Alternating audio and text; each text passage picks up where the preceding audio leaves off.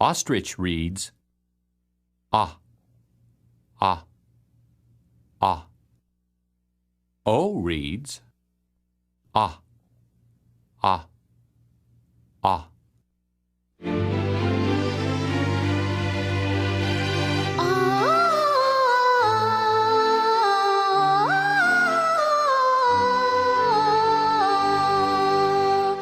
Oliver Ostrich, an oddball in school. When he sang opera, he sat on a stool.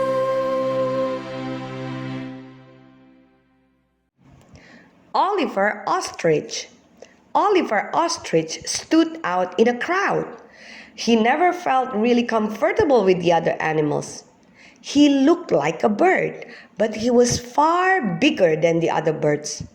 When the other birds flapped their wings, they flew.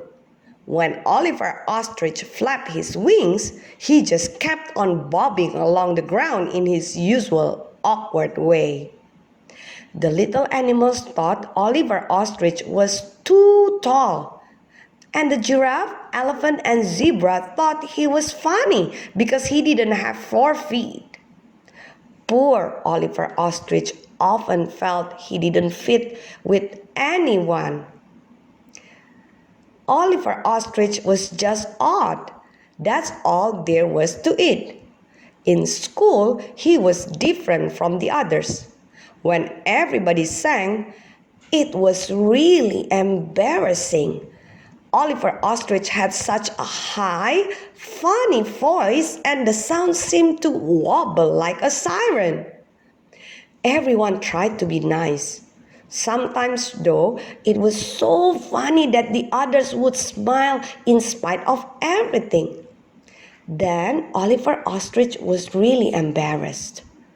Oliver Ostrich loved to sing, but he just could not sing low, and he could not sing softly. If someone else sang with Oliver Ostrich, all you could hear was Oliver Ostrich. If 10 others sang with Oliver Ostrich, you still could hear Oliver Ostrich louder than all the rest. If the whole school sang, you could still hear Oliver Ostrich above everybody. Oh, it was so embarrassing.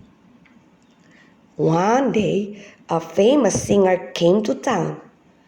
Everyone was so excited. You should have heard that singer. She sang trills like a bird.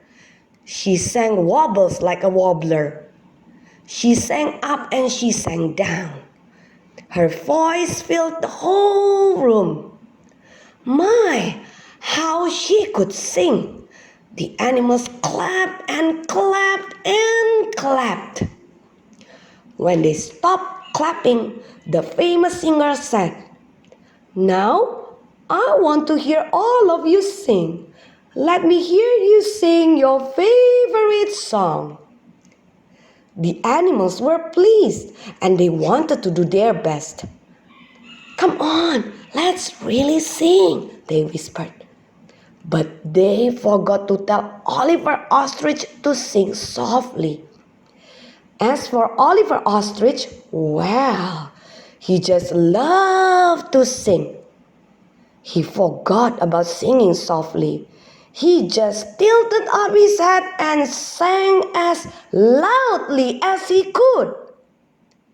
Everybody else was singing, but all you could hear was Oliver Ostrich. Oliver Ostrich's voice was trilling, wobbling, and soaring, just like the great singer. The famous singer clapped and clapped when they were finished. "I think you are very special singers yourselves," she said, "and I hear someone who will be an opera singer someday. You over there," and she pointed straight at Oliver Ostrich. "Come here, I want you to sing with me." Bring us another stool, someone. I want to be sure he can hit the high notes. If ostriches could blush, I am sure Oliver Ostrich blushed, but he looked very pleased too. The stool was in place, and Oliver Ostrich was sitting on it. The music began, and the great singer began, and Oliver Ostrich began. You never heard such music. Oliver Ostrich had found what he could do. Maybe he couldn't fly like the other birds. Maybe he didn't have 4 legs like the animals. Maybe he didn't sing like the others. But when it came to singing opera, Oliver Ostrich was not odd. He was just right. Bible story. Daniel was a young man who had been taken captive by the enemies of his people. He and 3 friends were in a foreign country as prisoners. They did not know what would happen to them or if they would ever get back home again, but they knew God would care for them. Daniel was a young man who loved God and lived for God. 3 times a day, Daniel prayed to God, kneeling by his open window. Daniel was in the midst of people who did not love God. They did not like him to pray. In the new country, the food that the king wanted Daniel and his friends to eat was rich and fancy, not at all like what Daniel had eaten at home. He and his friends felt that God wanted them to continue to eat the simple, healthful food to which they were accustomed. I'm afraid I'll get into trouble if you don't eat this food, said the man who was in charge of the captives. What if you get thin and weak? Try it just 10 days. Let us have just vegetables and water for 10 days. Then you can look at us and see if we look weak and thin, Daniel said. We think we'll be stronger. The person in charge of them agreed. And sure enough, in 10 days, they looked better than the captives who had been eating the fancy food. God gave these 4 Hebrew men knowledge and skill in all learning and wisdom, because they wanted to please him and he had a job for them. After many years passed, Daniel became an assistant to the king and became the first president. The other officers and princes wanted to find something against Daniel, so they could accuse him before the king. Daniel followed God so closely that his enemies could not find anything wrong with which to accuse him. They finally decided that the only way they could trap Daniel would be to find something wrong with his worship of God. So they decided on a clever plan. They would get the king to pass a law that people must pray to the king when they wanted something. The king did not realize that this would mean no one could pray to God. He just was thinking about himself, and so he agreed to pass the law. Of course, Daniel knew about the law. What do you think he would do about it? He had previously been opening his window toward Jerusalem 3 times a day as he knelt, prayed, and gave thanks to God. Should he continue to do this? He surely knew that he would be reported to the king if he did. In fact, Daniel may have been aware that the officers had tricked the king into making this law so that they could accuse Daniel before the king. Daniel decided to continue praying to his God. He went into his house with his windows open toward Jerusalem.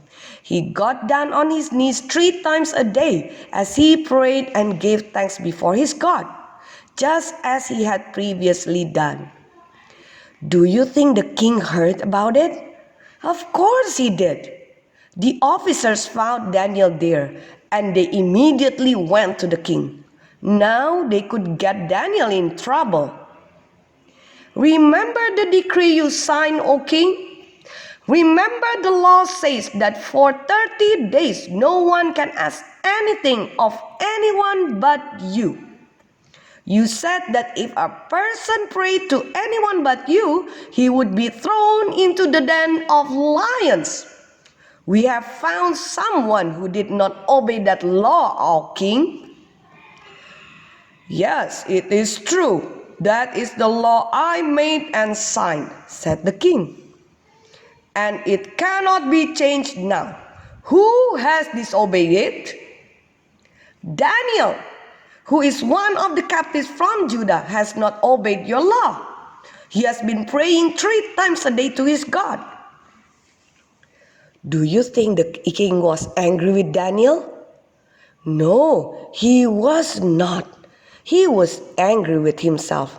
He knew now that he had been tricked into signing a bad law. He wanted to deliver Daniel. He did not want to carry out the law that he had made.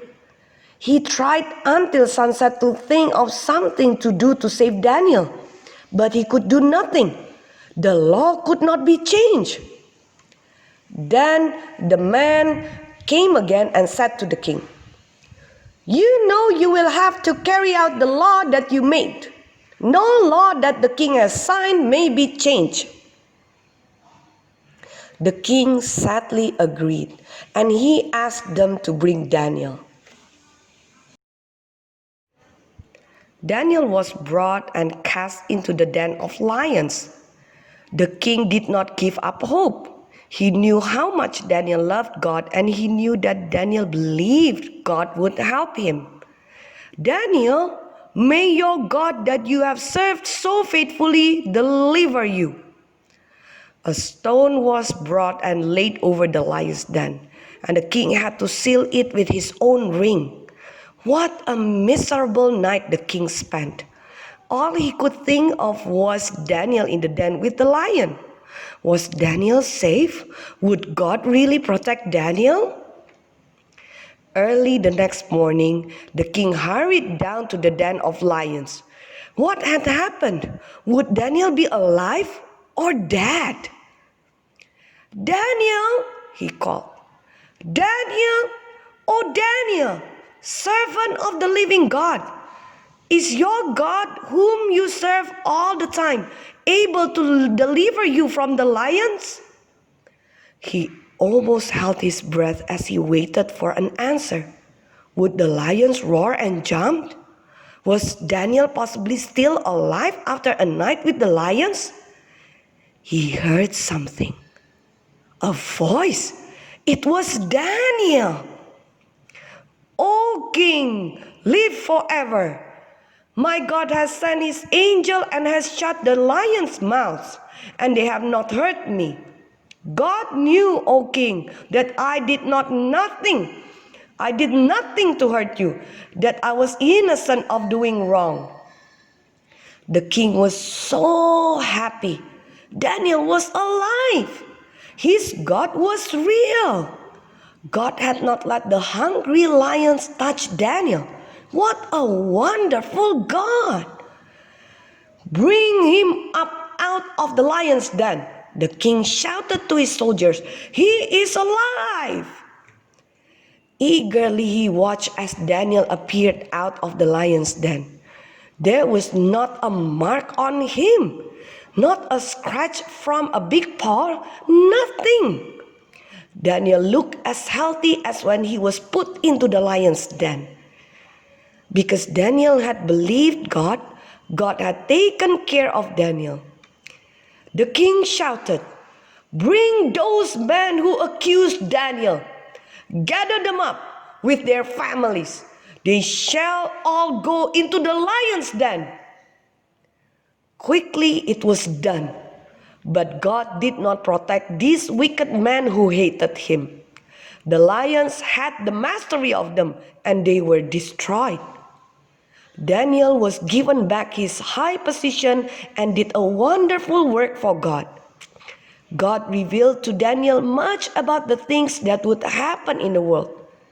Daniel was even told some wonderful truths about the coming of Christ in glory.